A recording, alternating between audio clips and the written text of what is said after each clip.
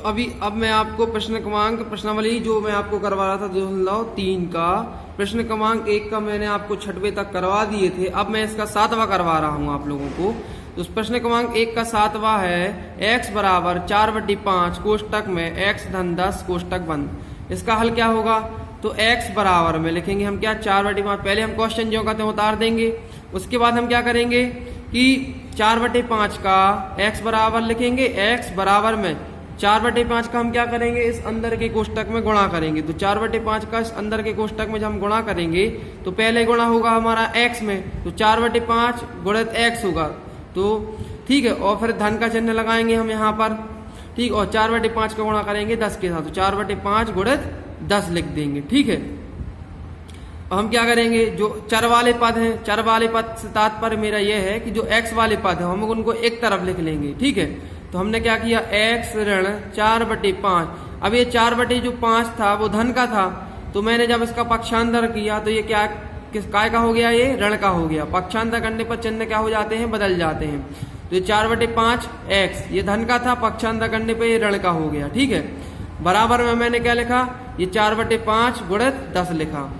अब हमने इस वाले पद में क्या किया इस स्टेप में कि 5 से 10 में भाग दे दिया, तो 5 एकम 5, 5 दूनी 10, कितने बार गया, 2 बार गया, ठीक है। अब हमने क्या किया यहाँ पर x ऋण 4/5 गुणित x में हमने क्या किया कि इनके हरों का क्या ले लिया हमने। अब जब भी हम भिन्नों को हल करते हैं, जोड़ते हैं, घटाते हैं, तो हमें भिन्नों के जोड़ने और घटाने में क्या करना पड़ता है, हरों का लघुत्तम लेना पड़ता है। क्या लेना पड़ता है, हरों का लघुत्तम लेना पड़ता है। तो आप यहाँ 4 के बटे में तो 5 था, लेकिन x के बटे में कुछ नहीं था। तो x के बटे में किसी भी संख्या के बटे में हमेशा क्या रहता है, 1 रहता है। क्या रहता है, 1 रहता है।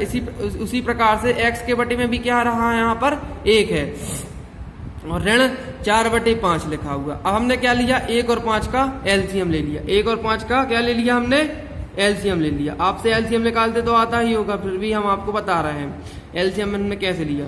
अब यहाँ 2 से 1 और 5 में 2 से नहीं जाएगा भाग, 3 से नहीं जाएगा, सीधा काय से जाएगा भाग, 5 से जाएगा। तो 1 5 एकम 5, 1 बार गया, ठीक है। तो हमारा कितना आ गया यहाँ एलसीएम इसका 5 का, 1 और 5 का एलसीएम कितना आ गया, 5 आ गया। कितना आ गया हमारा एलसीएम, 5 आ गया। इस साइड के संख्या अंकों का जो गुणा होता है वो एलसीएम होता है। कितना आ गया, 5 आ गया। अब हमने बटे में 5 रखा, ठीक है। अब 1 का पहाड़ा x/1 में, बटे में क्या है 1। अब 1 से हमें क्या करना है, 5 में भाग देना है, 1 से देना है। तो 1 से 5 में भाग कितने बार जाएगा, 5 बार जाएगा। तो हमने 5 का गुणा कहाँ कर दिया, ऊपर वाले अंश में कर दिया। तो 5 गुणित x, फिर ये ऋण का चिन्ह लगाया हमने यहाँ पर, फिर इस वाले 5 से इस वाले 5 में भाग दिया। कितने बार जाएगा, 5 में 5 का भाग 1 बार जाएगा। 1 का गुणा हमने ऊपर वाले उसके 5 के ऊपर जो अंश है 4x हमने उसमें गुणा कर दिया 1 का, ठीक है। और यहाँ पर हमने 5 से 10 में भाग दिया तो 2 आ गया था, उस 2 का गुणा हमने 4 में कर दिया, 4 दूनी 8 हो गए हमारे यहाँ पर। और हमने क्या किया यहाँ पर 5 का गुणा x में किया तो 5x, तो 4x का गुणा किया 1 में तो 4x, 4 एकम 4 और x का x, ठीक है। तो 5x ऋण 4x, ठीक है। अब 5x में से 4x घटे आए तो कितने आए हमारे x, तो x/5 लिख दिया, और ये 8 जो कहते हो। अब 8 के बटे में हमने बताया था आपको अभी, किसी भी संख्या के हर में हमेशा क्या होता है, 1 होता है, ठीक है। कुछ भी ना हो तो उसके हर में 1 माना जाता है। हमने क्या किया यहाँ पर इनका तिर्यक गुणा कर दिया। क्या कर दिया यहाँ पर, तिर्यक गुणा कर दिया।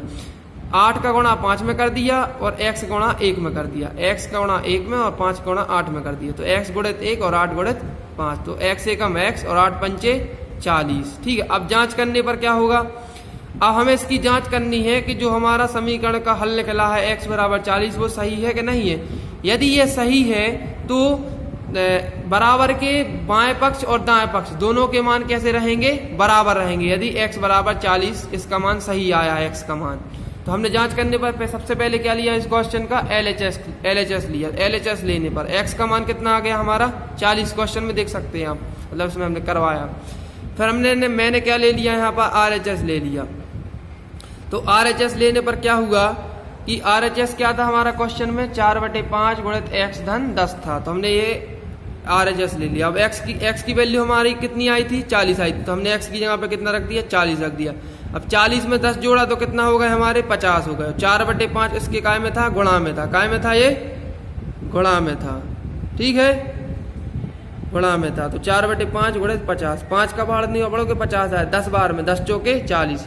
LHS भी देखिए 40 आ रहा है और RHS भी 40, मतलब जो x बराबर 40 है वो समीकरण का हल है, ठीक है।